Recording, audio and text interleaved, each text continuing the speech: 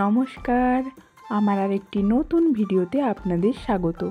আজকে শুক্রবার বিকেলে বোনকে নিয়ে বেরিয়ে পড়লাম নারাজোল রাজবাড়ির উদ্দেশ্যে। ঘাটাল মেদিনীপুরের মাঝে অবস্থিত নারাজোল এবং এইখানের রাজবাড়ি আমাদের ঐতিহ্যের মধ্যে পড়ে। তারই 1 কিলোমিটার আগে ছিল জলহরি এবং নারাজোল বাজার থেকেই এই রথতলা, যেখানে রথ দাঁড়িয়ে থাকে, আর রাসমঞ্চ, আর রয়েছে সারিবদ্ধভাবে শিব মন্দির, তারপরে এই সুন্দর হাওয়া মহল। নারাজোল রাজবাড়ি সম্পর্কে কিছু একটা বলো। দাসপুর থানার অন্তর্গত নিজ নারাজোল গ্রাম। 820 বঙ্গাব্দে নারাজোলে প্রথম পদার্পণ করেছিলেন উদয়নারায়ণ ঘোষ। তিনি এসে এখানে স্বপ্নাদেশ বলে মা দুর্গাকে পেয়েছিলেন।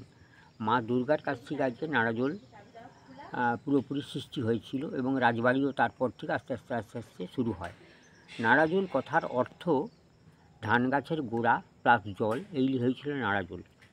তো উদয়নারায়ণ ঘোষ এখানে প্রথম যখন আসেন তখন একটা অলৌকিক বিষয় দেখতে পেয়েছিলেন। একটা বাজ পাখিকে একটা বক শিকার করছে, সেই বকটা গিয়ে ওই মা দুর্গার মন্দিরের কাছে গিয়ে বিলীন হয়ে যায়। তো উনি তখন যখন গিয়ে দেখলেন যে বকটাকে, ওনারা ওই সারস পাখিটাকে মারার জন্য যখন গিয়ে হাজির হলেন, তখন দেখলেন একটি বয়স্ক মেয়ে প্রদীপ জেলে তিনি সন্ধ্যা দেখাচ্ছেন। তো ওনারা গিয়ে বললেন, মা আমাদের একটু থাকার মতন জায়গা দিতে হবে। তো তখন ওই মা দুর্গার মন্দিরটি ছিল খড়ের চালাঘর। তো ওনারা রাত্রিতে সেখানেই ছিলেন।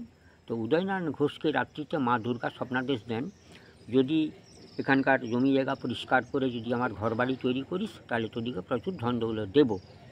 সেই মতন তার পরের দিন উনি লোকজন পাঠিয়ে বর্ধমান থেকে উনি লোকজন নিয়ে এসে এখানে বংশ বিস্তারই বলুন আর বাড়ি ঘর দুয়ার বলুন, মা দুর্গার পুজো আজা করতে শুরু করলেন এবং বসতি স্থাপন করতে আরম্ভ করলেন। আচ্ছা, নারাজোল সম্পর্কে জানার জন্য কি কি বই লেখা হয়েছে? নারাজোল লেখা ওই জন্য করেছেন, নারাজোল এক অনন্য জনপদ, বইটি লিখেছেন দেবাশিস ভট্টাচার্য। বইটি যদিও এই মুহূর্তে আর নেই, নতুন প্রিন্ট করতে দেওয়া হয়েছে, আপনি 1 মাসের মধ্যে পেয়ে যাবেন। আচ্ছা, ঠিক আছে, ধন্যবাদ।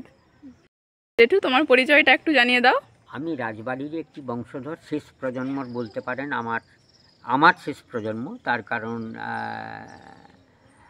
আমার কোনো ছেলে নেই, যার জন্য আমি প্রজন্মটা শেষ বললাম। আমি এই বংশেরই এক সন্তান।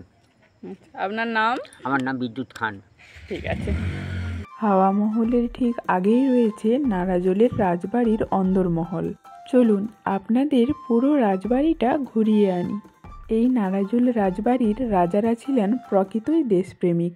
রাজা নরেন্দ্রলাল খান এবং তার পুত্র দেবেন্দ্রলাল খানের কাজ বিশেষ মনোযোগের দাবি রাখে।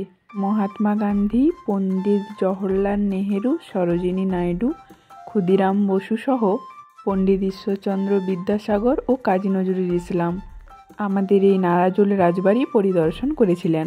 রাজপ্রাসাদটি 250টি কক্ষ বিশিষ্ট 3 তলা। প্রাসাদটি 60 বিঘা জমির ওপর পরিখা অর্থাৎ খাদ বা জলদুর্গা দ্বারা বেষ্টিত, যা এখন ভগ্নপ্রায় অবস্থায় দাঁড়িয়ে আছে। এই যে দুর্গা মন্দির, আর এই দিকে রয়েছে রাম মন্দির।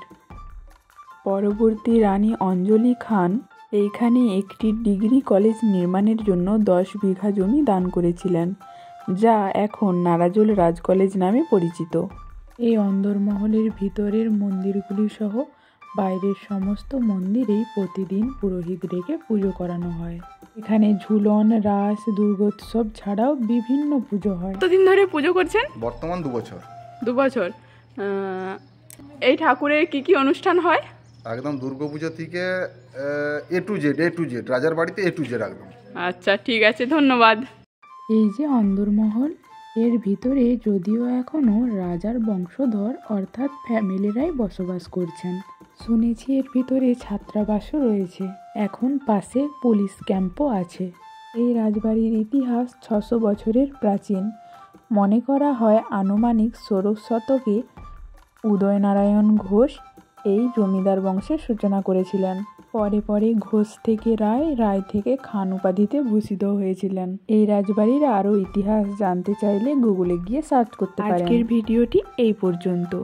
ভালো লাগলে লাইক, কমেন্ট শেয়ার করতে ভুলবেন না কিন্তু। ধন্যবাদ। Subscribe my channel.